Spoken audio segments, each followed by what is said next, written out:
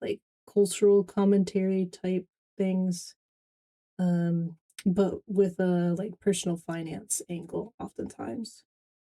Um, it seems that she's like a progressive and a feminist, but at the same time is like financially well off. So there's this one point in a video where she says, in a recent video, where she says, "When the revolution comes, I know my property is going to get seized." And she's like, "Well, it's for the greater good, I guess. Like, I'll be fine without my proper ta." Um, and Brittany's gonna come here and be like, but it's kind of weird that you're rich and you're progressive and you don't like capitalism. So it's gonna be interesting because I've watched both of these people. Brittany, I watched only one of her videos. She talked about her relationship history, about how polyamory is a configuration, not a like sexual orientation. For example, she's been in polyamorous relationships, but she's currently decided that a monogamous relationship works for her and her partner. So that's what she's doing right now. It's not that it doesn't make her like less polyamorous or something. It's just an openness to these different relationship styles. Uh, Something like that, yeah. And I found that interesting. I'm still mulling it over, deciding how I feel about that. I think I need to live more life, be in more relationships, um, figure out like, yeah, because I question myself whether I like need to be in a polyamorous relationship, for example. Not for example, just however, um,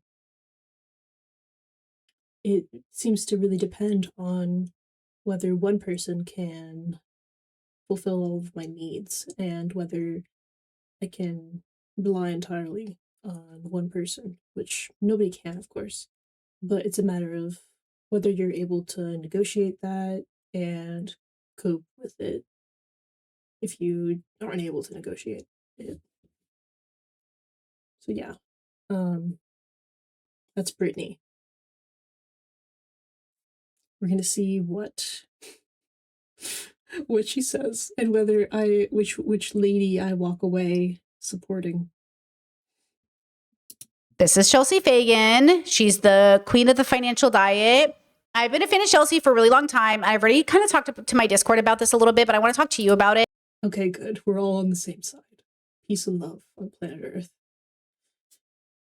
Because I think it's important. It's not the longest video in the world. It's like 30 minutes. And I want to watch it with you on 1.2 like normal. And I just want to disclaimer say that I am a girly who grew up conservative and I left conservatism pretty early in my life, but I didn't leave capitalism behind. As you know, I was very much in the capitalist bubble for most of my 20s and then deconstructed capitalism into my 30s. And now I'm very anti-capitalist. Okay. So I want to preface this video with, I am not saying Chelsea has to change. I'm saying Chelsea has a branding issue that continues to be a problem that is displayed not only in this video, but her pinned comment and her reaction to people who are upset with her for sharing she bought a second house located in France. One is in New York, one's in France. And also at the same time talks about how she doesn't have money and then also talks about how much she makes. And it's very confusing because I watch a lot of the finance channels. I watch a lot of them. I do not care that these capitalists are talking about how to make millions of dollars. That's what capitalists do. What's frustrating is when I assume anti-capitalist, and maybe I'm wrong, maybe I've misunderstood Chelsea's perspective, but I thought she was an anti-capitalist. Because if not, maybe I'm just confused. We can't assume these things about people just from the way that they talk, just from vibes, I think. Like, this happened to me. Somebody watched my second story video in which I argue that her channel, the second story's channel, is bad faith right wing reactionary slop. But the videos that like critique her are also just like picking off low hanging fruit and are thus also slop. Somebody took that and assumed that I was a leftist from my arguments there, or just from my general like alternative demeanor. And I don't know if that's appropriate. Like, I don't talk about politics in that video. I don't talk about my personal politics. You're just assuming something about me based on um the way that other people who look like me or um yeah, other people that look like me politically identify. Um for the record, I feel like I'm not politically active enough to constitute as a leftist. Like, I just work my job and I do creative stuff. Um, the extent of my political participation extends to voting. I mean, I don't protest, I don't do mutual aid or anything like that. And neither do most of the people who call themselves leftists online. So, really, I think that none of us are leftists here. If she wants to rebrand herself as a huge capitalist, then love it. You know, like I don't love it, but I mean, I can at least know what I'm dealing with. You know what I mean? When I watch Ramith, who's a liberal but a capitalist, I know what I'm dealing with. If I watch a Ramsey show, at least I know what I'm dealing with. With Chelsea, I just don't understand why you're branding yourself this way and then getting confused when your viewers are like, girl, people can't pay for groceries. And you're talking about how you don't even make that much money when she pulled in 250,000 this year. She, to be clear, when she said that, let me read you her main comment and then we'll get into it. 250,000 seems like not that much. Especially if you're trying to travel in between two countries. That's very expensive. Though I'm sure the 250K goes a lot farther in a household where both parents, sorry, not both parents, both adults are working and there are no children. She says, I know this video would cause some conversation, so to avoid hurting my own feelings and spending all afternoon going back and forth individually, let me answer some common questions here. Yes, I'm extremely privileged, but but there it is. See? What is this? Yes, I'm extremely privileged, but pause. My annual income does not come from TFD. This is the channel. I'm paid a very low relative salary for what I do, $108,000 annually as a CEO, majority owner, and primary face of the company. She's a liberal. This is why Chelsea's content has been so weird. She's a liberal because only a liberal could have written this sentence. No dignified leftist would talk about a low salary of $108,000. P.S. That's just from this channel. She made $250,000 this year, as she said in this video, from her other income avenues. Oh, and by the way, that's just her salary. Her husband also works full time. So they're a double income, no kids. Okay, so $108,000 annually. Okay, I am currently the fourth highest paid employee out of 7. I was the lowest paid for nearly 2 years while we recovered financially post-COVID, and even did not take a salary for months. For many of those months, I also do not partake in our monthly profit sharing, which the rest of the team does. When you support our channel or our company or use links, the vast majority of the money does not go into my pocket. She says, I am lucky enough to be a high earning, dual income, no kid household. This allows us to live dramatically a different life than we. Wait, I'm reading ahead a little bit and I'm confused. If the majority of her annual income does not come from the YouTube channel and the things from the affiliate links and the mostly goes to her employees, then where does her income come from, if not TFD? Okay, we otherwise would. Because I want to root for her. One thing about Brittany is that she's always yelling I can hear her voice echoing off the walls of the room that she's in. And it's like, why are you so loud? You're 2 inches from your microphone.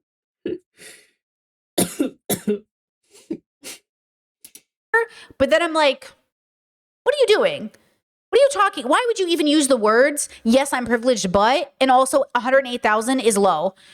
Yeah, for a CEO in a capitalistic business.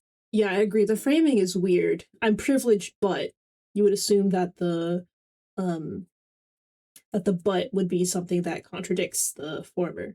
So she's saying that the fact that most of her income does not come from TFD contradicts the fact that she's privileged, which it doesn't. It actually aligns with the fact that she's privileged because she has multiple income sources, of which TFD makes up 100K, which is plenty. She's saying compared to capitalism, I'm making low money. Habibi, according to the global world, you're making. Can she say that? If she can say it, I can say it, I think. Let me know what you think, Habibis. Good fucking money. Like, that's what I'm saying is like tone deaf in this situation. And this video is to celebrate her buying a second home. A second home. Okay? Okay. She said, I'm lucky enough to be hired. Okay, the second home thing I get, though. Like, she lives in 2 countries. She has family in 2 countries. Is she supposed to, or she and her husband supposed to, like, totally abandon one of her sets of families? Or that's just how it is when you're in when you're in a couple from different countries. You have to make difficult decisions. Or not if you're wealthy enough. Then, like, good for you, I guess. I mean, I don't feel any need to rain on the 2 house parade or the travel parade because, like, I don't know, my partner's German, and one difficult thing we've talked about is precisely this, that who's gonna have to abandon their family and move to another country.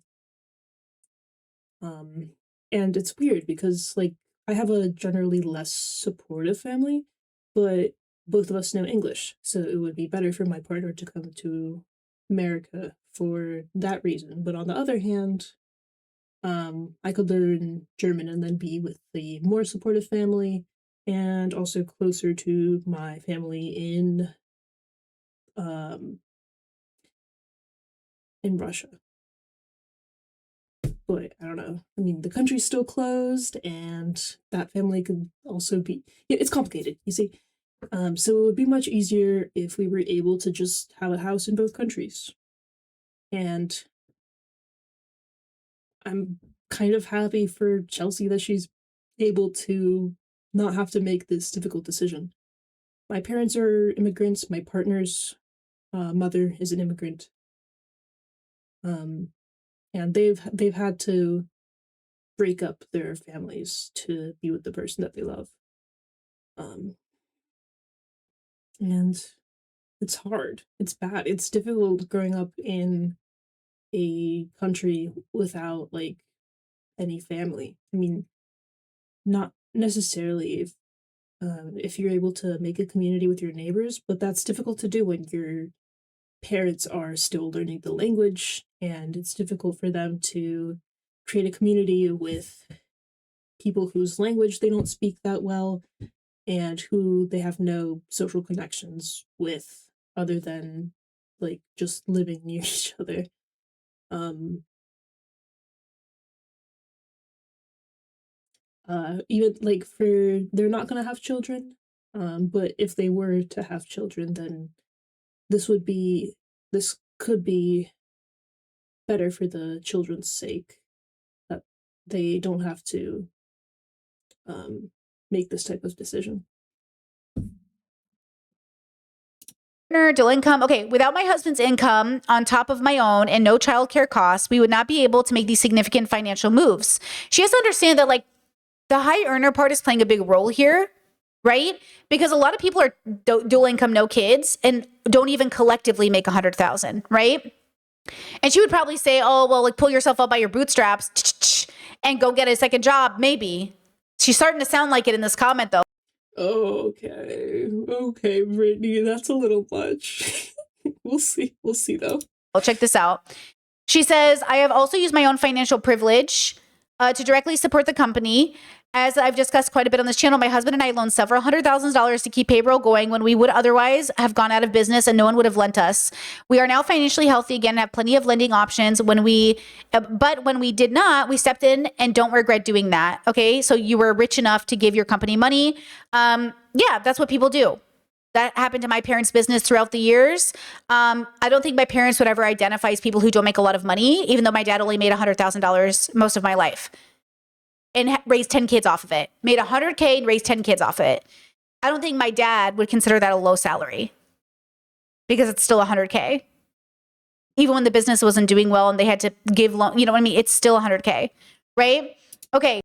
Okay. Confession. Both of my parents recently started earning 100K, and it doesn't go that far where we live. Because we live in big city moment. Big city burbs with like high property taxes. It matters where you live and how much things cost there. So we can't just say 100K is a lot, I think. Let's see. Lastly, I believe that choosing what we do with our money, if we are lucky enough to earn it, is more important than even the act of earning it. We are in a very high tax bracket, living and operating our business in New York, NYC, and I'm glad to pay it. But what is left over, putting a substantial. Also, why is Foreign Fridays crushing a watermelon in between his thighs over here? What is Brittany watching? Amount of our money in this home to operate as. I'm sorry for dissing Foreign Man on my channel again. I have not very much against this man, contrary to what it looks like. A nonprofit art residency the majority of the year is something very meaningful to us. That also happens to give us a home in the summer when we were otherwise renting. So you'll watch the video with me, but to be clear, her second home in France, which cost $1 million USD, just under, is going to be a nonprofit art residency that is also their second home, which also made people go, isn't this just what capitalists do? Isn't this literally what capitalists do? They buy more property and then they. I was gonna say, I love her earrings. They go really well with her hairstyle too. It's tea. Call it a nonprofit, and then they get the tax benefits of being a nonprofit. So you bought a second house and made it into a business so you could offset the cost. Like, what does that mean? She said, I'm also not, probably not relatable at 37 because I set out to completely change my financial life, and I did through hard work and changing my habits. Very Dave Ramsey of you, honestly, but also primarily through luck. Hey, I get it, right? It would be dishonest of me to pretend that I'm Brittany, scroll down. The same person I was at 27 or in the same place. This is why you consistently see voices other than my own on the channel, because I can't represent everyone and wouldn't try to. I can only be honest about my life and my values. Thank you for watching. Okay, so we'll watch her, then we'll go to the comments, and then you can tell me why this didn't land for people. Hello everyone, and welcome to this very special video here on the Financial Diet, where we are going to talk about this, the French country home that my husband and I purchased this year, which is, for those who do not know my lore, probably seems extremely random. For those who do, perhaps seems a little less so, but is nevertheless an extremely major financial decision, both in terms of the actual purchasing of it and in terms of what we plan to do with this house. And as someone who... I need Sunday to review her bookshelf. This all looks like, a bunch of this looks like chick lit. Like, it's very colorful and fruity. Which, of course, I respect as a fruit.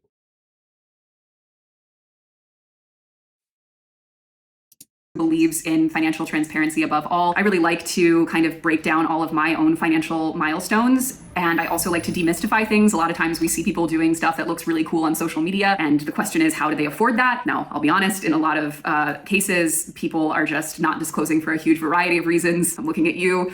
Nepo babies, New York City is certainly full of them, but also because a lot of people don't like talking about the nitty gritty of money or even logistics. And I know that for a lot of people, eventually doing something like owning a home in another country or even in this country is something that they would really like to have and know more about how it actually gets done. So I want to both for practical reasons, but also for all of the nosy motherfuckers in the comment section, of which I am absolutely one. I love being nosy about money.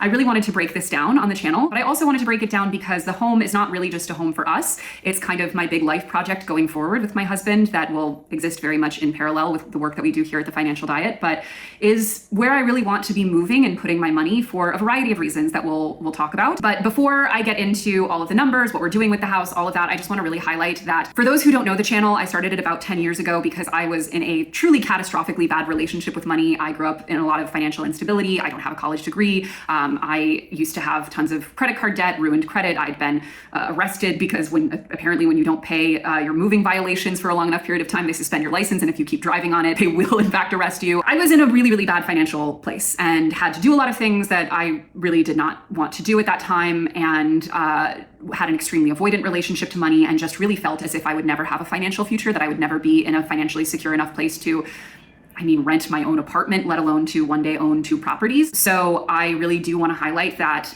this entire channel and this business that we have here at TFD has kind of unintentionally been a little bit of a long-term documentary on changing your relationship with money. But I also want it to be about what we do once we have that money. If you are privileged enough to have built wealth, what do you do with it? What's important to you? What do you want to leave in the world? And especially for those of us who don't plan to have children, not only is that a lot of money freed up on the day-to-day, I look at the Chat said it perfectly. White people will say they're broke, but have a whole trust fund, savings account, suburban home. Well, they will inherit from their parents. Pisses me off. That's what I feel like Chelsea is confusing to me, because she'll say things like, I was broke, I grew up like without money. Maybe I'm sensitive. I probably am sensitive. But I don't really like it when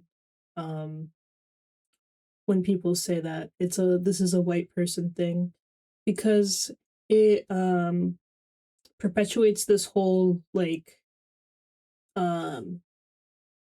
people rich, people of color poor, I want to say dualism, but that's not quite right, but dichotomy, yes, that's the word.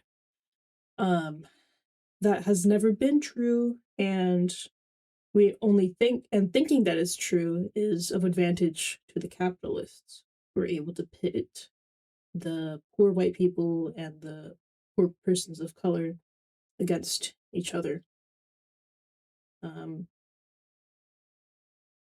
So yeah, maybe we shouldn't do that.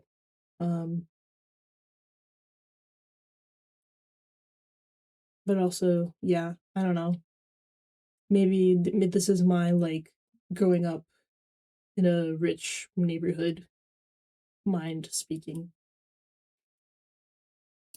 And then she'll say the most upper middle class thing I've ever heard in my life. And I'm like, Chelsea speaks like a conservative or like a liberal who's a capitalist. Because you don't have nieces and nephews. You don't have any kids in your family. Didn't you just say your coworker's having a baby? Don't you guys have friends that are none of those babies? It's okay if none of those babies are going to be your responsibility. That's fine. But in some ways, do you not have a community you're thinking of at all? Nobody to retire? Nobody, and not that you're obligated. Okay? It's just interesting that she wants to raise this money for. Isn't her taking less money from the Financial Diet this in a way, her not being the highest paid employee at TFD, it's her way of being generous to her employees. I don't know how the finances end up, but maybe her coworkers are her community in that sense. And also a huge part of the wealth that we built that allowed us to make this purchase was made through investing in the stock market. I don't know if you've read, but there's been a couple good years in a row here that we greatly benefited from. There are some leftist arguments that engaging in the stock market in any capacity is unethical. We have not engaged in the stock market yet. I don't know. I think about doing my Roth Roth and stuff, but we're not financially in that position in that way. So we haven't done it yet. I also heard from some leftists that there are ways to engage in the stock market that supports like more ethically sourced companies or more ethical companies. There's a lot of, there's this part here where like for some people, if they don't invest in the stock market, they won't have any retirement. And so from a no ethical consumption under capitalism perspective, it's hard to tell people not to invest in a market that might actually help them in their retirement, because like they're definitely not going to have any retirement otherwise. And that's true for us right now. Like if we don't start investing, we probably are not going to have much of a retirement. But that's the other part of this conversation that's really hard. So Chelsea's always told her audience, like, you have to invest, you have to do stuff, which I can see why people don't. I can see why people do.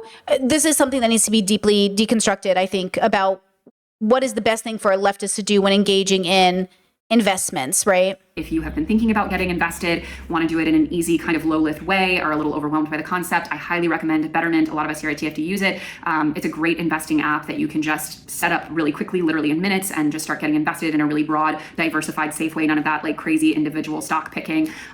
Because yeah, investing in the market, especially long-term, is going to be one of the absolute keys to building wealth. Now, obviously, my husband and I are quite invested in real estate as well between our apartment here. Okay, and that's the other part too, right? Like she's made the decision to invest in real estate, which from a leftist perspective is very contentious right now because, you know. Wait. Buying a house is, I guess, technically investing in real estate, but she's planning to live in the house. So she can't, like, become a landlord. So what's the problem?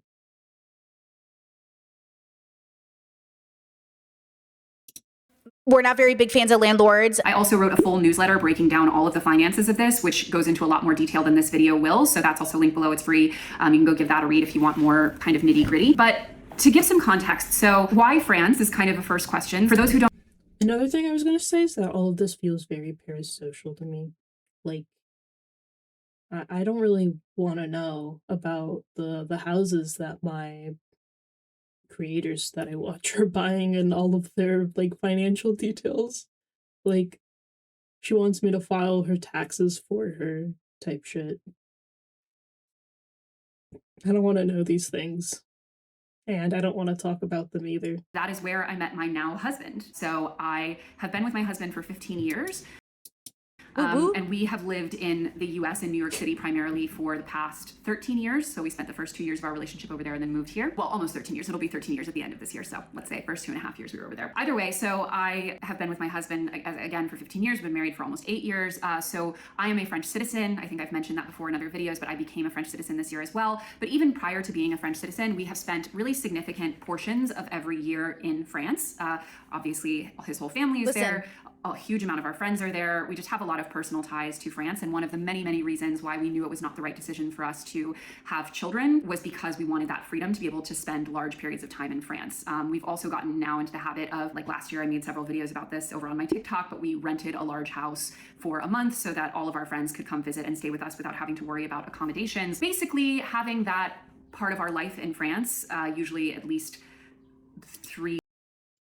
Elle a arrendu une grande maison pour manger des longues baguettes. To, let's say, 5 months each year in France became a really important part of our life and how we were able to sort of give back a little bit to our friends and family by offering them these beautiful places to stay, and also really removing the burden from our family over there in terms of going to see them and spending significant time with them. Up until this year, we were spending somewhere between like $20,000 and $30,000 a year on the France of it all. So although we are now spending more because of this home that we own, it is not a jump from zero to what we are now paying. It was a jump from $20,000 to $30,000 a year between rentals and traveling around within the country and getting back and forth and all of that, and other incidentals, renting cars, shuttling. Pause. $20,000 to $30,000 a year. So she and he, but like, do you see the framing of this story? I can't afford to go home to visit my family. It's not in the budget. Right? I also don't want to risk Trump's administration, but like, it's not in the budget to go home, right? So the fact is, like, I don't know why she's not understanding why this feels so tone deaf to people to say like, oh my God, for 5 or 4 months out of the year, whatever, we live in France. It costs like $20,000 to $30,000. $20,000 to $30,000 is some people's salaries. And so she's sitting here That's my not salary. understanding why it comes off so weird for a quote liberal or leftist channel to kind of brag about it. And I'm not saying like, I know people are like, oh, you guys I are agree, bitter it's and that's why parasocial. it's not that. Nobody's telling her not to live her life. It's the fact that she's sharing it and she's acting like this isn't the craziest shit to come out of somebody's mouth. So the fact that she's telling this like a struggle story is the problem. She's telling this like, we did it. It took 10 years of hard work to buy our second house. That's the story we're being told. And you know what? A lot of the comments love it because they're capitalists. They want this. They're like, yes, I want 2 houses. I want 3 houses. This is amazing. Like, and I get that too. So I also want to give her props for being so successful. And I also want to be able to raise an eyebrow and be like, so you're not a leftist. Because in which way does this coincide with like leftist perspective of community effort that doesn't center around you as a family needing to make $300,000? But girly, 20 to 30K, and then you're like, oh, I can't afford that, so we're gonna buy $1 million house instead.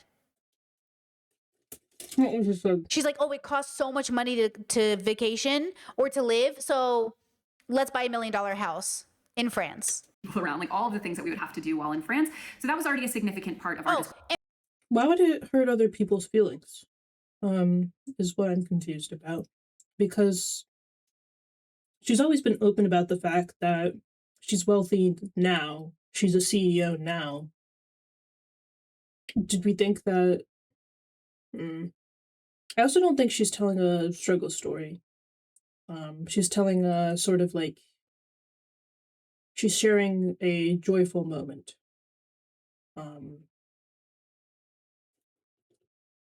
But part of me does agree. I think... Because I don't think she's a leftist. I think she's a liberal and a capitalist. So which one is it? That's why it feels bad. Are you not rich or are you rich? Why are you doing rich people things but then begging people for money? It's confusing. And I feel like she keeps saying she's transparent, but then why am I so confused? Which one is it? You know? Okay, let's see. Discretionary budget. We also, for context, like don't travel that much elsewhere. I don't know if any people watching this are from one country married to a person from another country, but when that is your case, often your travel really just amounts to going back and forth between the 2 countries that you're both from. And that's really our case. So we also comparatively don't have a very high sort of like vacation or other travel budget. That is really where our discretionary money has gone. I mean, that's a choice. You made a choice. You didn't have to do that. You could have traveled other places. My partner and I, we travel where we want to go. If we travel, it's not in our budget exactly right now because, you know, we don't rich. But yeah, like I don't really like, oh, woe is me. I have to go visit family. Like, girl, if you want to go on vacation somewhere else, go on vacation somewhere else. Don't sit there and say we don't have the budget. You know what I'm saying? You know? On for the past several years. I also want to give the context that our company, so the channel... I'd have to agree with that, I think. Like, it does seem if she has enough money to buy a house, she has enough money to travel elsewhere. And... Or she could just pay herself more? I don't know. You're watching is called The Financial Diet. The Financial Diet is actually a company. We do more than just YouTube. We are entirely women-owned and Financial Diet versus Brittany Cupcake. operated 7 employees, plus we have our founders and partners, and we are lucky enough. We did for a while have an office that we went to about 2 days a week. And I just want to say, because Chad says I make good money, a good amount of money, and I could also understand her perspective. It doesn't feel like a lot because it feels like it should be the norm, but it feels like she's lacking the awareness. It's not the norm. Like I'm nowhere as near rich, but I understand me just being comfortable is a privilege. Yeah, and I think, and you said that's unfortunate, but the truth, and I feel the same way. Like, we don't have to swipe a credit card, right? So the year changes for me year to year. And like I said, I feel like I make good money. And of course, at one point it wasn't feeling like enough because I don't have a house. I don't have a savings. I don't have an investment in my retirement. I'm missing all of these things that I'm supposed to have at 37. That I was a late bloomer for finances. I just started a few years ago. So I'm obviously a late bloomer. And yet, what a privilege that I can still not use a credit card. Like the fact that I don't need a credit card tells me I'm privileged. Now, I know some people like a Dave Ramsey would say, oh, that's just because you're responsible. it's also because I'm privileged. Like I do make a lot of money for a high school graduate. And also I don't make as much money as people would expect me to make or think I would make or assume I'm making, right? And so it's one of those things again where it's a, we try to live it in our means. And then obviously there are layers to this. But yeah, but for someone in her position to make this video feels so weird because she's acting like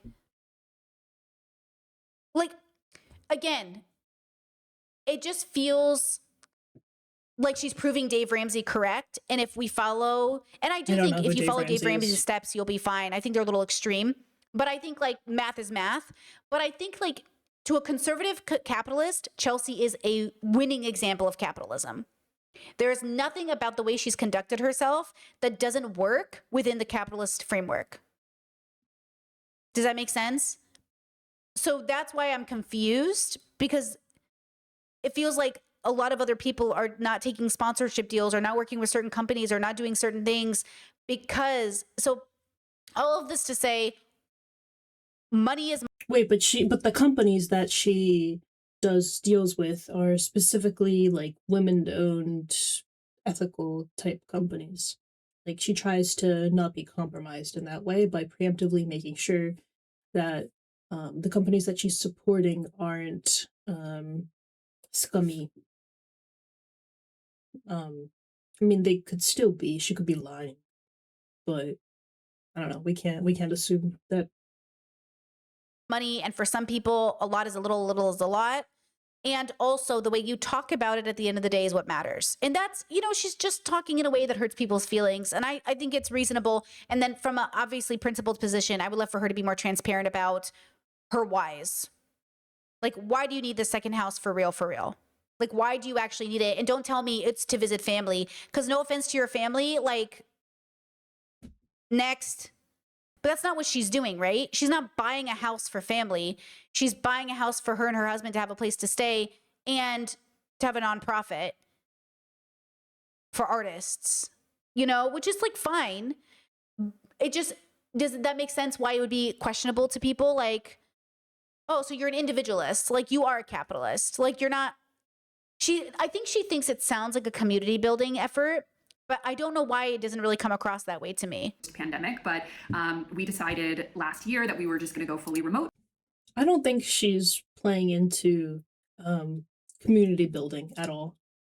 I think she's playing into parasociality. Because it worked better for everyone. We even have some employees who don't or didn't live in the New York City area, so it was just a little bit more convenient for everyone, and also it was just a really big expense that we didn't need. So now we rent our studio space for filming things like our podcast when we need to, but otherwise we all kind of work from wherever we want to. We also are on a 4-day work week for 6 years now, and we have 6 weeks PTO, so flexibility geographically and otherwise has always been a very important part of our work culture. We do a lot of content here about it on TFD, as you can see from this video we recently did about the return to office propaganda, which I personally am extremely angry about. And it's not just me, right? Like I benefit hugely from it because I live a big part of each year in another country, but also like, for example, we have multiple mothers, including mothers of multiple children on the team. And for them, having flexibility over where and when they work is of huge value, not just in terms of their daily schedules, but also in terms of having to pay less for childcare. That's also the only reason I had an issue with that last video she made is because the lady who was making the advice was a capitalist, and Chelsea's saying she's not a capitalist, I guess. But if you want to network, you do have to. Did she say that? Because that would be interesting. Network. That's why capitalism works the way that it works. It's why you have to do deals with bad people. And Chelsea. I mean, as a CEO, how are you not a capitalist? You own the means of production, literally. He's saying, look. Maybe it doesn't count if it's not like factories, though. Because the means of production is owning the passwords to the content, basically. So something worth saying is that part of the reason that we have historically been able to dedicate this much of our budget toward the time that we spend in France is because we don't have. Also, I'm very confused on why she keeps talking about the business and then her personal income. Are these things not separate? Do you know what I'm saying? Like, why does she keep talking about the health of the channel and then her second home? What do those have to do with each other? Because she gets paid by the health of the channel. It's not like she gets a fixed rate from it.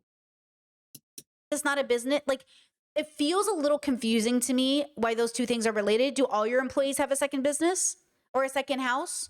Or do you just have the second house? And also, what does that mean? Like, I know she has multiple streams of income. She writes books and everything like that. But I'm a little confused with the way she's telling the story. Costs associated with childcare. But all of that is to say, us being this sort of remote first company that operates in this way, it hugely benefits me, but it's also very beneficial for, I mean, really everyone on the team, especially the moms on our team. And also shout out to, I don't know if she'll watch this, but one of our key team members is currently on her second maternity leave with us. So hi, Rachel, if you're watching this, I hope everything's going well. Hi. To see you when you get back. So we had known for a few years now that owning a home in France would be a goal for us because we were spending so much money on it already, living in and out of rentals. I have enormous beef with Airbnb like most of us do. Hotels, crashing with family, which is its own can of worms. Maybe it saves you money, but at what cost? So we knew that this was something that we really wanted to do.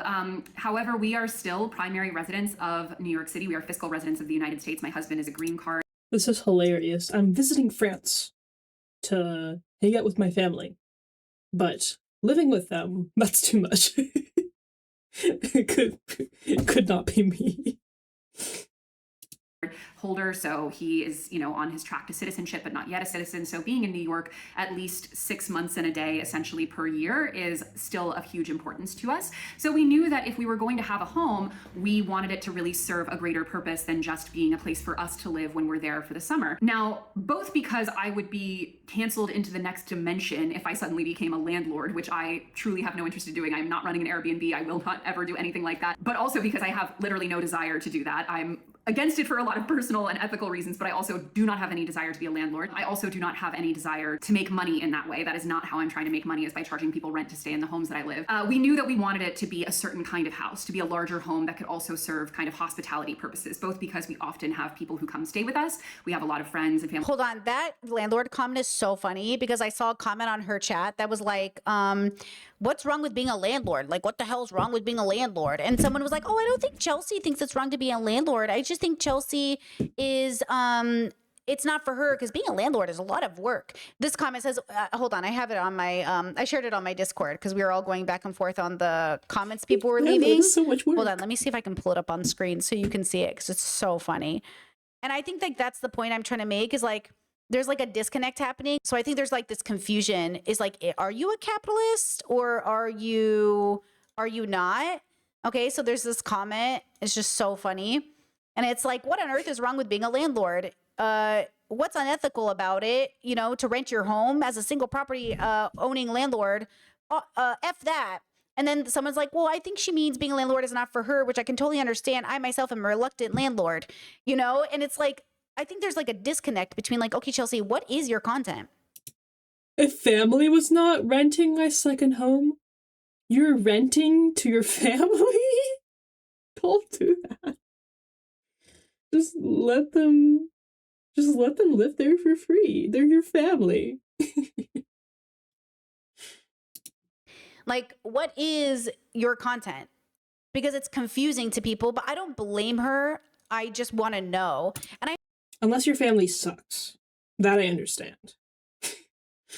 I hope if Chelsea ever sees my content, she doesn't think like, man, this Brittany girl really hates my content. I love the financial diet. That's why I'm so... Brittany, you need to stop yelling at her that. I can hear your voice echoing off the walls. I mean, just in a single month last year, we... Also, I don't think Brittany is sad and confused. I think that she's parasocial. She's attached to Chelsea because she watches her channel, and she's sad because it looks like this lady I like is not one of us anymore. And that's fine, I guess. It's less profound of a critique, but it's understandable. Posted 26 people, including, families. Okay, so then this is the thing that they do too, where they want to be the rich auntie, rich uncle. So that they're like, we spent all this money hosting family. Yeah, you're just doing rich people stuff in some sort of like pretend not rich people stuff. Like, you are rich. Participate in local protests or participate in local economy stuff. We, I have connections with the tax office. I'm going to register to vote if they let me vote when I'm a citizen. Like, I'm living here, I'm immigrating, I'm learning the language. I'm trying to do all the things that is sort of like I'm not trying to do we live in the US part of the year and we live in France part of the year. Like, I just think that's so awkward, for the locals to say that, like, oh, we bought a house that we're not going to live in half the years. Like, okay, I guess, and then you're putting artists in that house who come from where? So now the locals in that French town you put a house in, it's just going to be an Airbnb to them. To the locals, it is an Airbnb because it's not a neighbor they know. It's not someone who's going to build community with them. It's just somebody who's going to be a new person when you're not there. That's why Airbnb is frustrating, because you're taking away a house to build community with. It's not just because the rental market sucks. You're taking away neighbors, school kids, someone who can help in an emergency. You do know what I'm saying? That's why people are upset with this, but okay. All different kind of configurations. So we knew we wanted that kind of big family country house. Is that really true? Because if so, yeah, I could see it. I could see it definitely. I've never lived in a neighborhood that's well enough connected. Like, I don't know how it is in these like country house areas. I kind of do because I lived I spent a couple of summers in Podmoskovia, which are the suburbs around Moscow. And those are generally pretty disconnected. Everybody has like their own gardens and shit. Maybe it's different in like less well-off areas though. I kind of doubt it. I don't think it's a stratification thing necessarily. But we also knew that we wanted it to serve a very specific purpose, which we will get into shortly, what the actual home is going to serve for. But first, for my nosy girls out there like myself, girls after my own heart, just to give you a quick rundown on the finances. So for context, we already own an apartment here in New York City where I'm currently filming. I did a whole video breaking down the finances of that. But we were very, very lucky to get our home at really just an unprecedented time in New York City real estate history, where you were both having really, really depressed home values. We, for context, purchased our home in New York City for about $750,000, which was drastically lower than it had been pre-COVID. Almost every other housing market in the country really exploded during COVID and went way up. Ours actually went way down here in New York City, especially in Manhattan. So we were able to really benefit from those lower costs. And we were also able to benefit from COVID era interest rates. Our interest rate is 2.8%. So we got that sort of double whammy that kept our housing cost extremely low. My mortgage here in New York City, which I pay every month myself, is $2,195, which, for context, if we were to rent this apartment as renters, it would probably be in like the $4,000 to $4,300 range. Yeah, so that's we significant. Massively lucked out. We also brought a large down payment. I'm not going to derail this video with all of the finances of our New York City apartment. You can watch that at the link that I provided here. But suffice to say, we had very low housing costs comparatively, so we were able to kind of take on these larger costs for our second property. So for context, our home in France, which is in the south of France, it's in the Provence region, which is, if you've ever been, one of the most beautiful places in the world. And I'm actually just going to read off of my notes so that I don't get anything wrong here. But we purchased the home for 862,000 euros, which is significantly lower than asking because, we love a deal. And we brought a 262,000 euro down payment from our savings in France. That roughly translates to just shy of $1 million for the actual home cost. And then just pause. So they had a $300,000 savings that they used as the down payment for a home that was $1 million. Their second home. I would love to celebrate this. It just feels so tone deaf. Well, their first home was a low 700 in New York. I understand when we have these conversations, they go, oh, but that is really low for that area. Pause. We know, but they also work remote, right? So they can work anywhere. So you chose to work. You know what I mean? This is like the people that say, oh, I can't live near my kids because my job takes me elsewhere when they're a YouTuber. You can live anywhere. You're a YouTuber. Like, again, when we have these conversations about where we choose to live, it's also a reflection of so much more. You know what I mean? So for them to I don't like the way over the years, it's been like a struggle game. And this is the disadvantage of being well off. I mean, I've even had people tell me, like, Brittany, you make fuck you money. Girly, I don't even make six figures. I do not make fuck you money. And also, if and ever we get to afford a house, probably in 10 years, it will be a very big deal, right? Like, that's what I'm saying. I'm saying, I understand that Chelsea, quote, earned this, but I'm saying, why are you telling us about it? Because It's you know it's going to parasocial. hurt your audience's feelings. Like, unless your audience is capitalistic, and then it's going to be a celebration of girl bossing. Like, you know how she always talks shit on Lean In and girl bossing? How does she not understand this is related? A second home in France? How does that not sound like girl bossing? A vacation every That's not year, girl or bossing. / living in the other part of the country for half the year? I'm saying from a leftist perspective, there's a lot to criticize here. From a non-leftist perspective, there's nothing but celebration.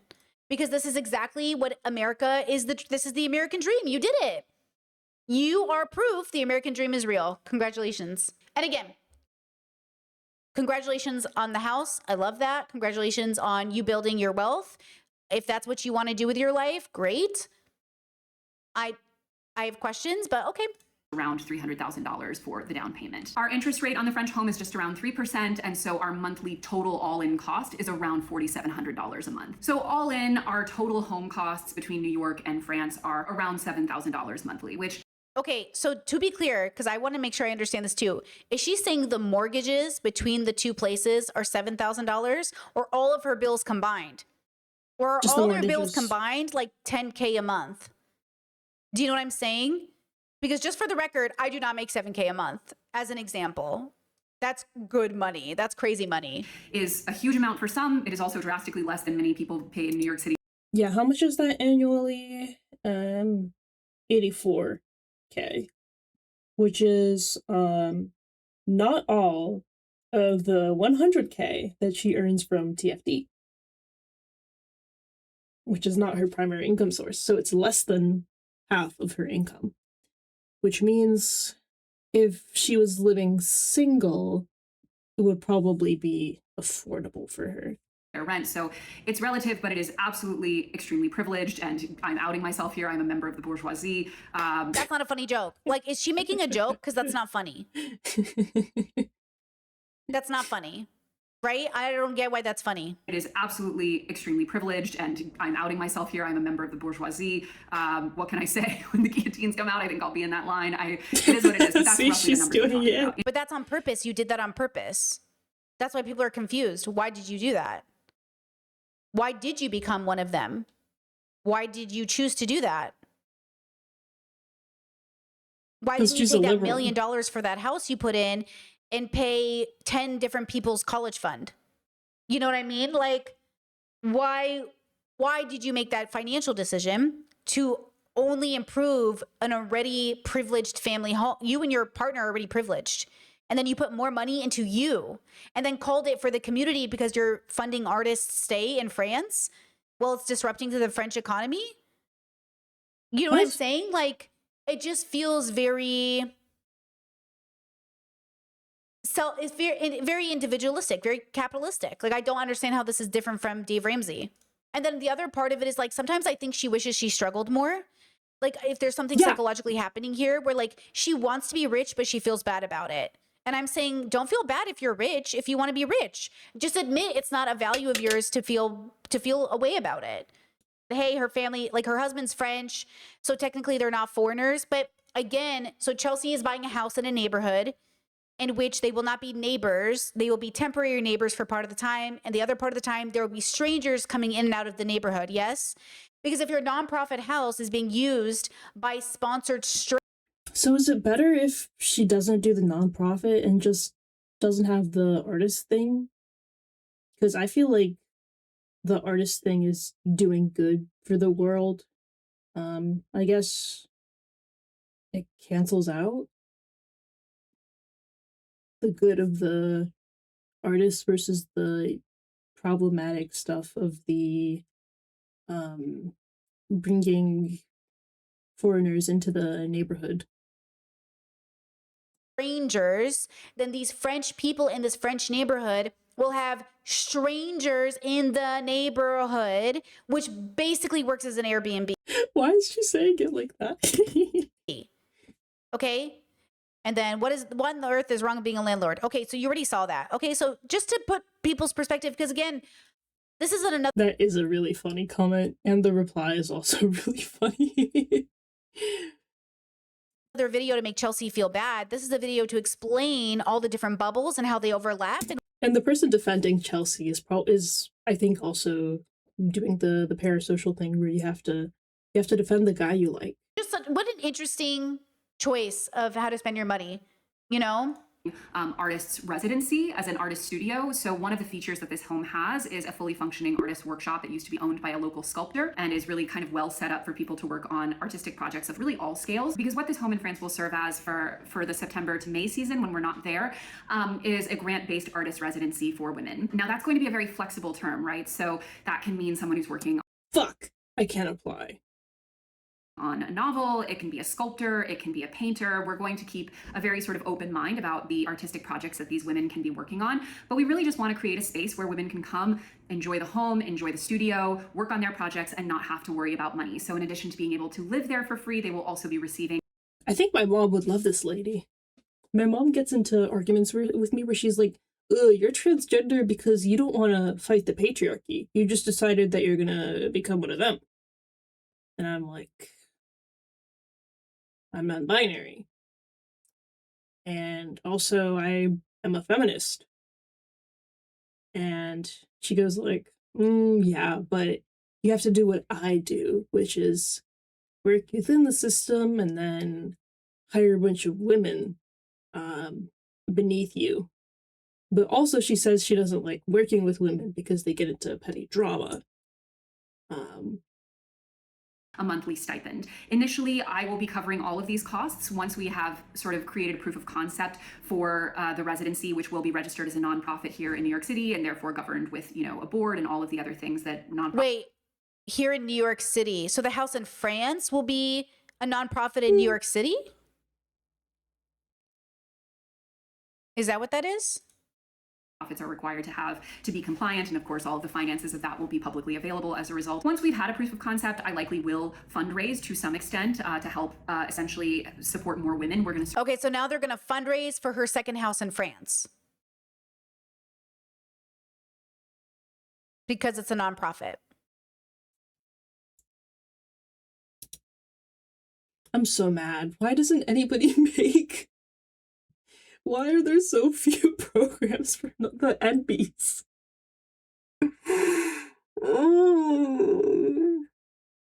Where's my NB-owned company that makes smoothies? I want my NB-owned coffee.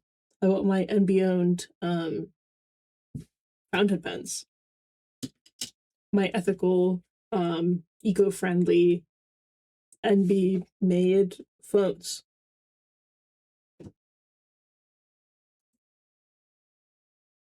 Start with one woman at a time, probably for a 6-week period. We haven't finalized yet, but one woman at a time coming to work on her. Like, hear me out, Chelsea.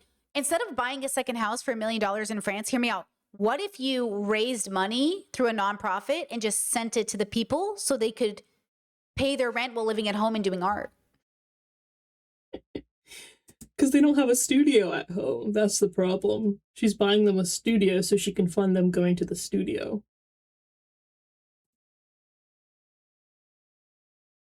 You know what I mean?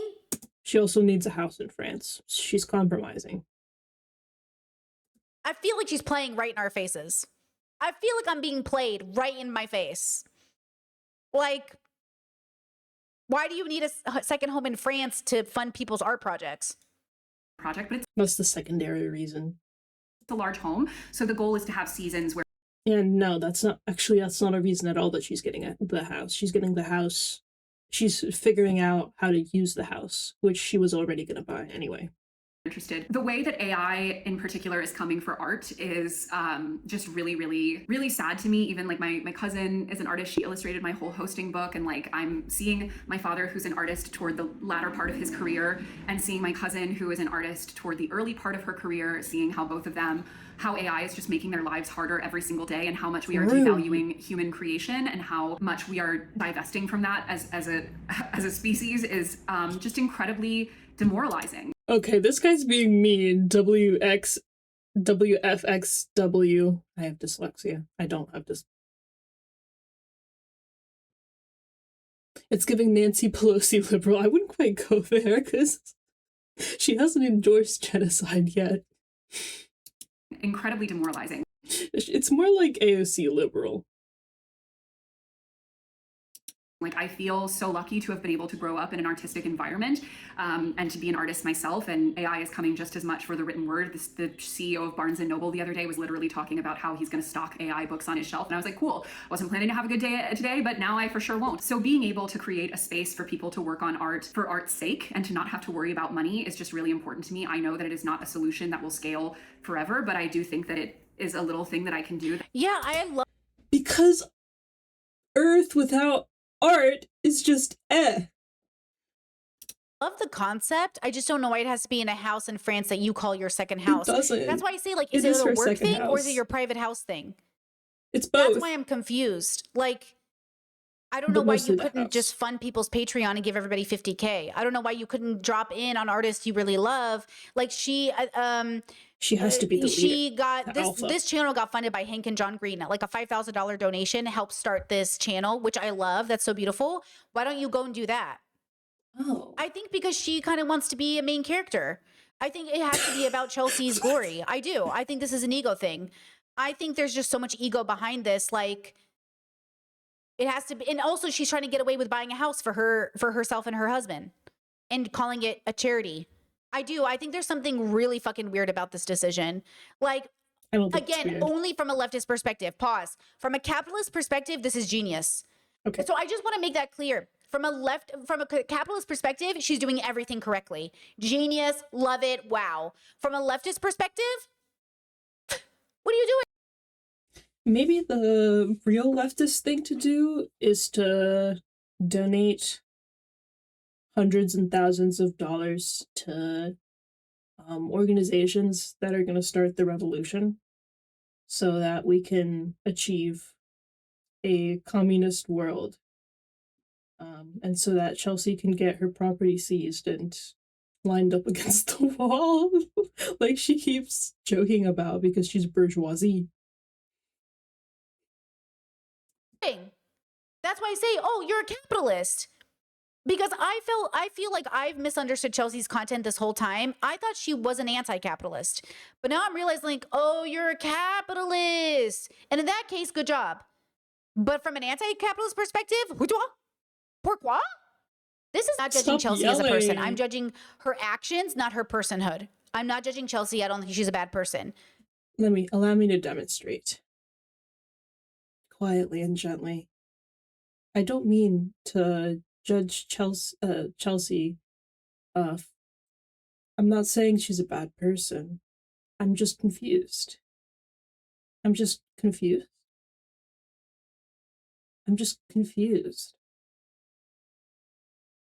I just like her so much. And she's gotten me through hard days. And whenever I look at her face, I just want to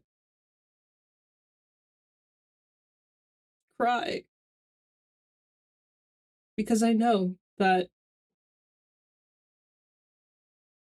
she's degraded herself. And there's nothing I can do about it. Except sit in front of a webcam and talk to 40 consecutive viewers. Sorry, concurrent viewers. Who also have no power. Because we're all leftists. We're gay people.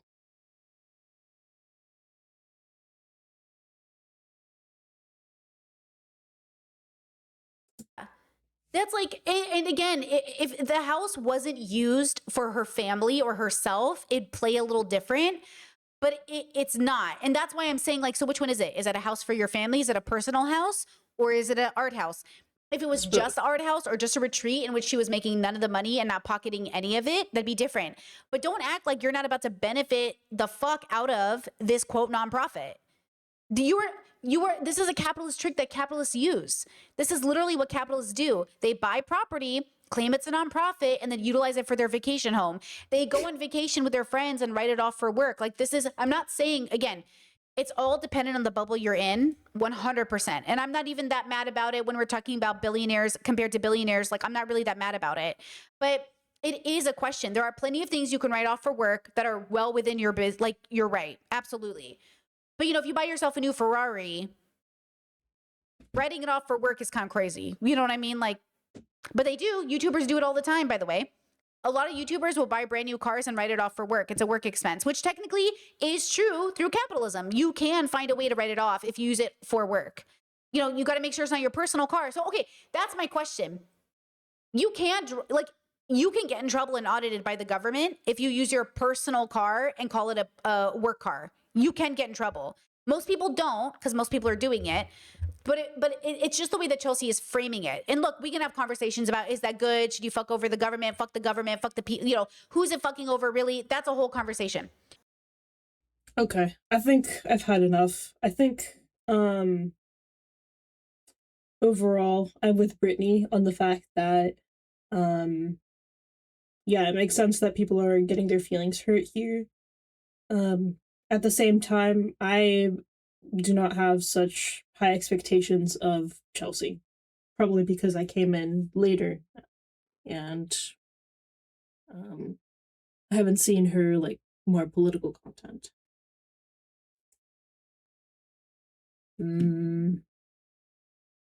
What else is there to say?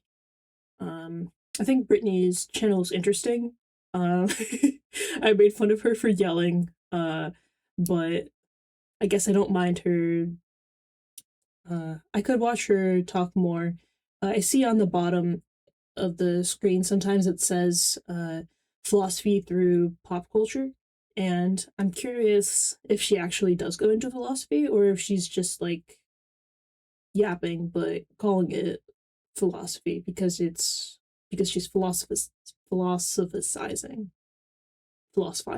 Yeah, philosophizing.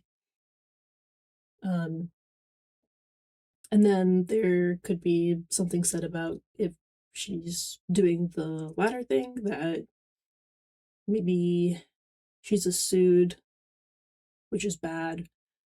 I kind of noticed this in moments in this video where she goes, because capitalism, or because this is what capitalists do, without elaborating.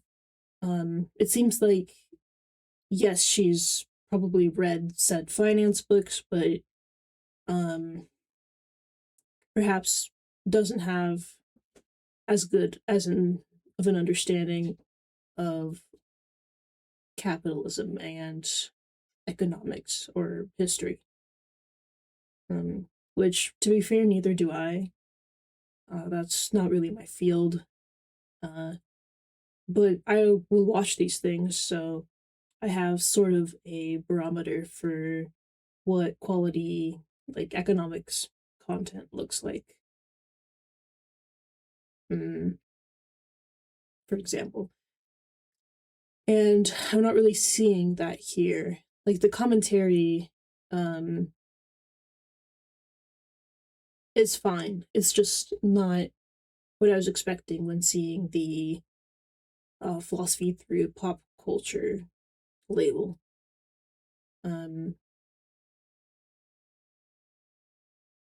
Another thing that I think is blocking the Discord behind Patreon is a cat move.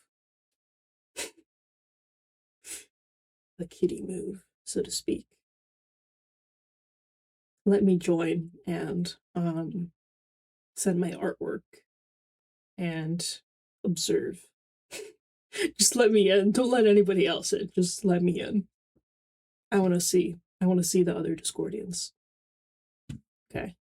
With that said, I'm gonna turn this off. Alright, so I'm back with better audio, and it's been a couple of days since I watched the video, Can You Hate Capitalism and Buy a Second Home in France? By Brittany Simon, watching Chelsea from the Financial Diet. You know this. You know what it's called. I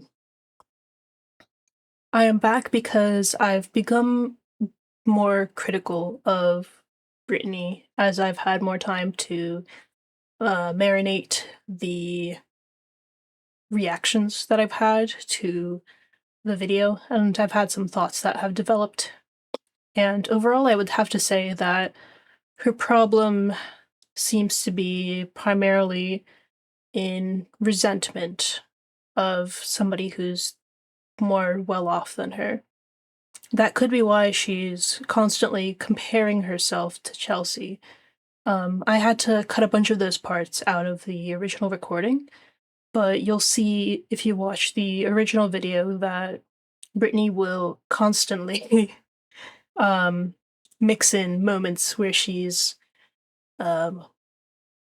talking about something Chelsea's doing, and then she says, yeah, in the next breath.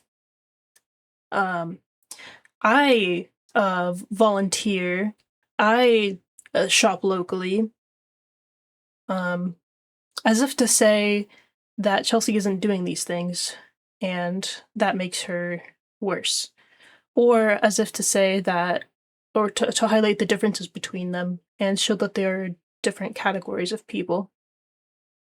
So I wrote a couple of questions that I have on the whiteboard to keep myself structured. Firstly, I'm wondering what a leftist perspective is, according to Brittany. It's possible that she's defined this better across her other videos, but here I was pretty consistently confused what it meant to criticize somebody from a leftist perspective. I mean, as a reader of, like, leftist thought, it's been really consistent over the past, like, 200 years that, or I guess more like 130, that leftism has been, like, always fractured and difficult to define. It's changed over time, it's always been made up of different factions, even if there's certain ones that are most popular, like Stalinism, for example, was big before it came out, how much of a bad guy he was, and before the, like, the conservative, like, rise. And leftism today is kind of hard to define, especially when we're talking about it on the internet. On the internet, it's like people have conflicting goals, and they have lower levels of education and perhaps dishonest goals and such. So people will have different definitions of leftism, even as it's occurring here and now, and as even when we have the same enemies.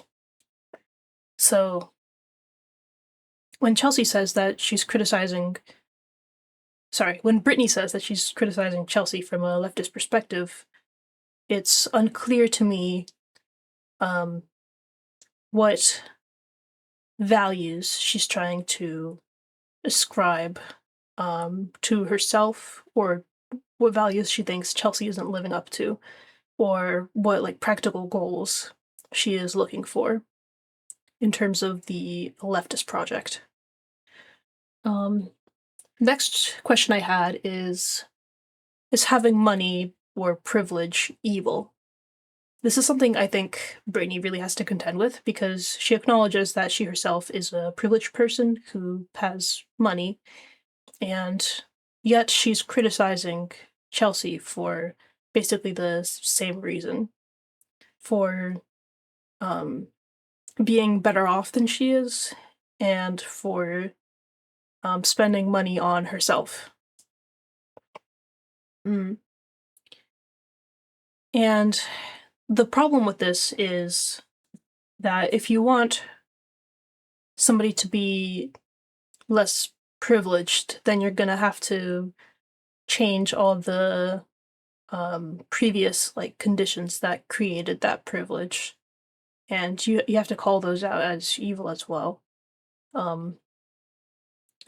which requires you to create another world where things are pure, instead of accepting that we live in the one that we currently live in, and that it doesn't matter what things would be like in this alternate world where things are different.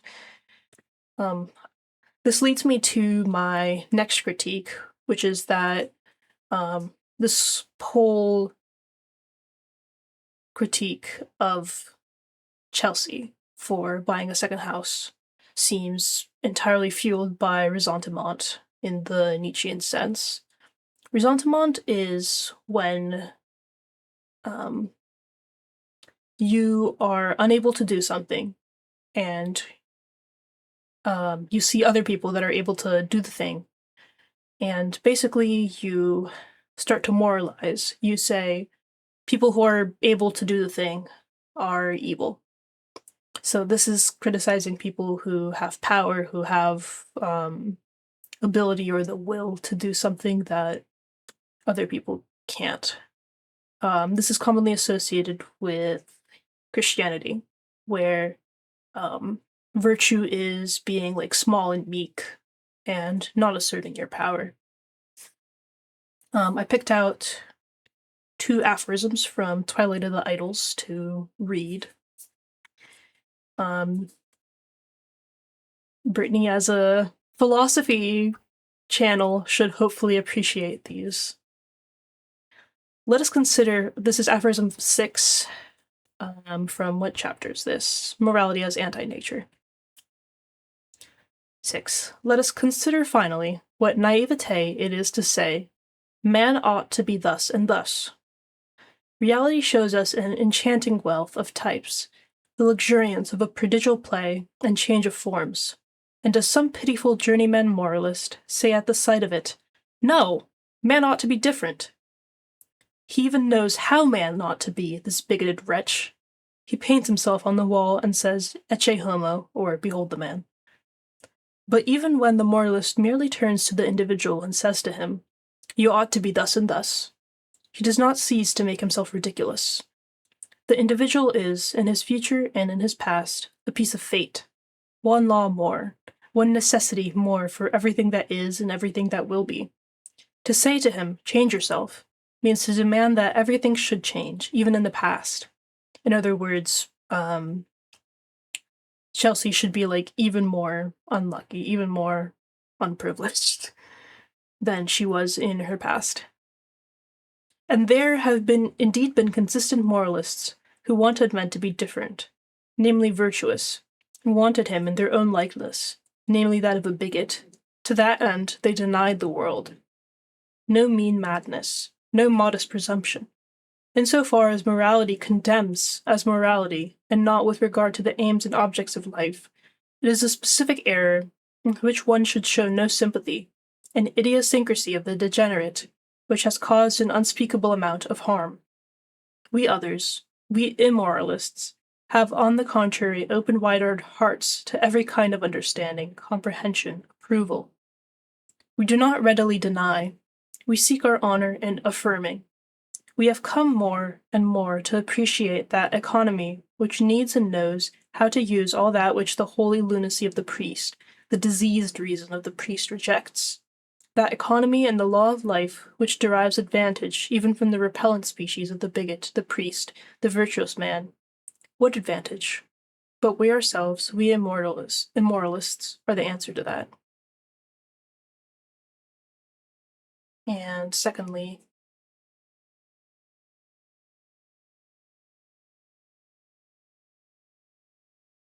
A first example, merely as an introduction. This is aphorism 2 from The Improvers of Mankind. Mostly aimed at philosophers, but okay. In a first example, merely as an introduction. In all ages, one has wanted to improve men. This, above all, is what morality has meant.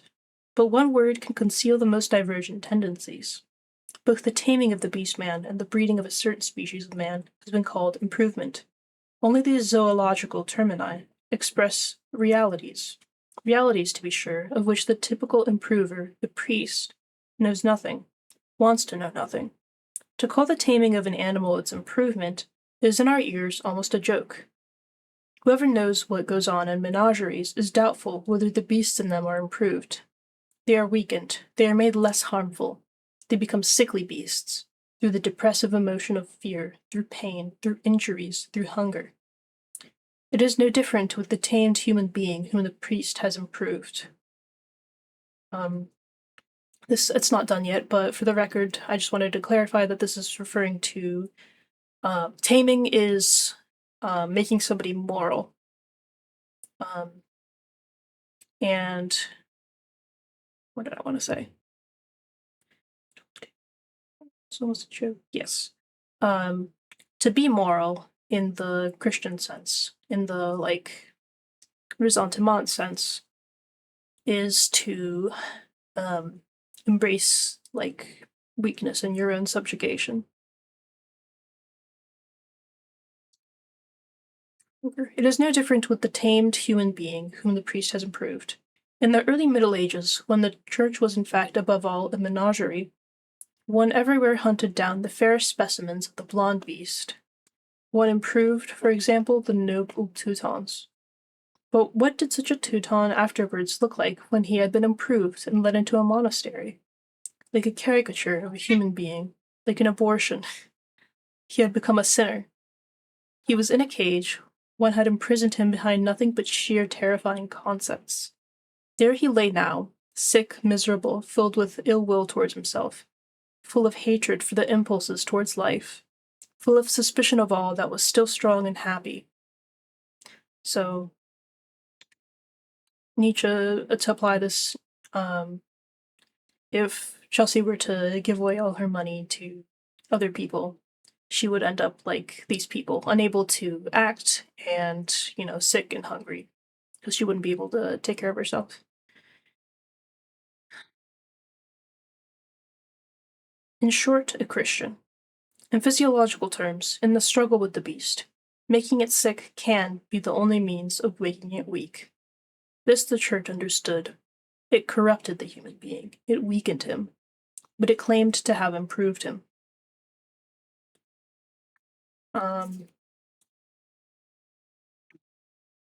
Yeah.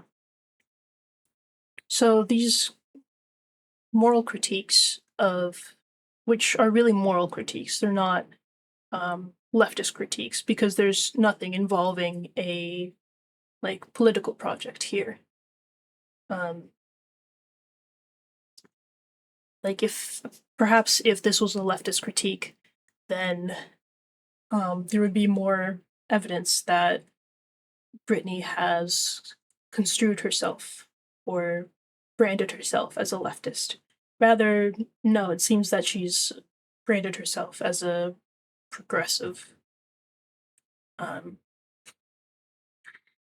And just because you critique capitalism doesn't make you anti-cap. Anyway, the problem about critiquing her for being anti-capitalist is that we all live in capitalism. There's no alternative yet, and there's not going to be an alternative within our lifespan because these things change quite slowly. We are seeing an increasing rent economy, which is more like things getting worse than things getting better. So it's not like it makes sense to strive towards a logic of socialism. So the fact that Chelsea has chosen to do what's best for herself without explicitly like hurting other people. I don't know. It seems like there's nothing really to criticize here, in my opinion. And the critiques and the like hurt feelings seem to be based on envy and resentment. The fact that you wish you could have the power that she does, or that people like you could enjoy her sharing some of her power with them. And I think it's good that something beautiful is going to come out of this house in terms of the artist residency. She didn't have to do that. She didn't have to not make it an Airbnb, and also like the community thing is strange to me.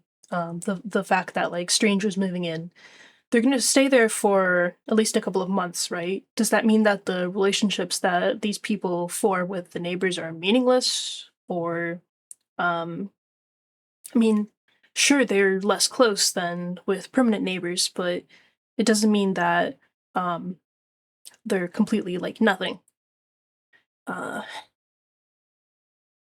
completely insignificant.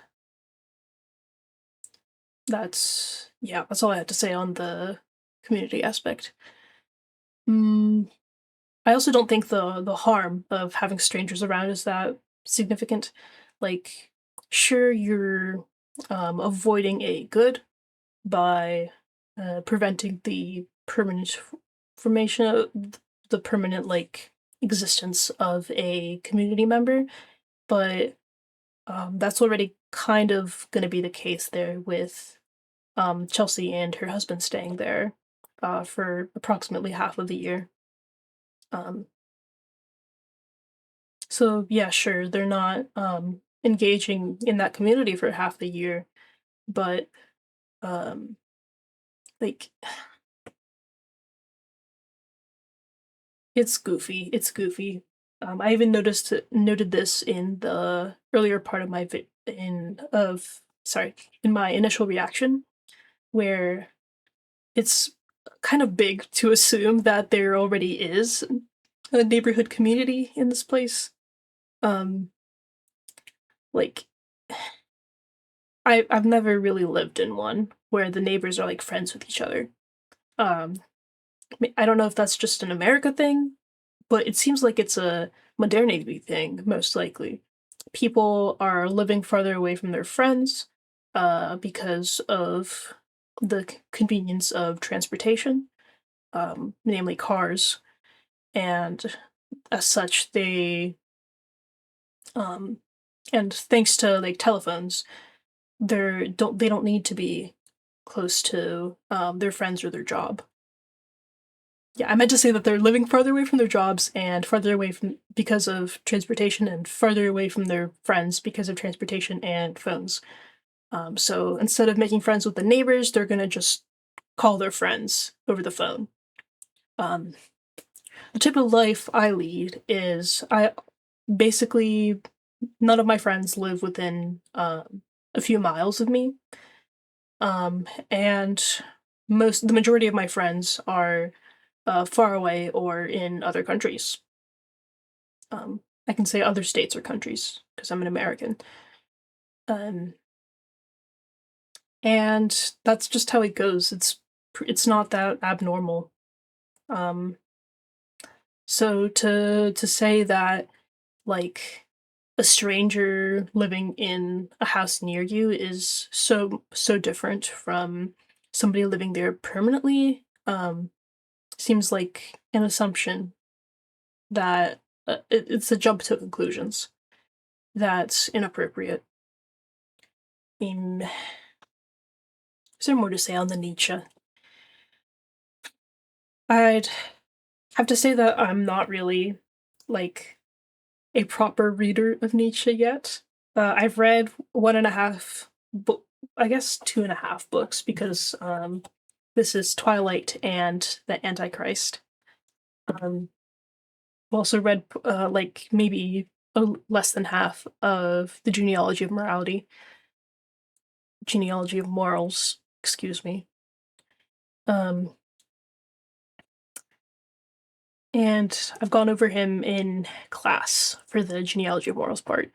I have many friends that are able to talk to me about this, but I'm just recording my thoughts off the cuff um, to provide a more authentic experience. In the future, when I do Nietzschean critiques or in like video essays, I'm probably gonna talk to them and have them like look over my scripts. Yeah, shout out to you guys. You know who you are. However, I think the stuff about morality being problematic and life denying. Life denying is something else I have to explain to people that aren't Nietzscheans yet. Basically, it's like life denying is a bad thing, and it's when you create like false realities or you deny facts about life to create that like alternate fantasy reality. And this takes forms like Christianity creating the afterlife, or morality creating like alternate worlds where people have free will. Because I think Nietzsche's mostly a determinist. So morality has no significance in determinism. And because you can't make choices, everything's already like decided ahead of time, so it doesn't matter. You can't take responsibility for being like a product of the conditions that you were raised in. Yeah, that's Nietzsche. What is there to say? What else is there to say? Yeah, on the money/privilege being evil thing, what else I would say is that Brittany really has to contend with this one because she herself acknowledges that she grew up privileged, and she has to explain why her not giving enough back to the community is acceptable.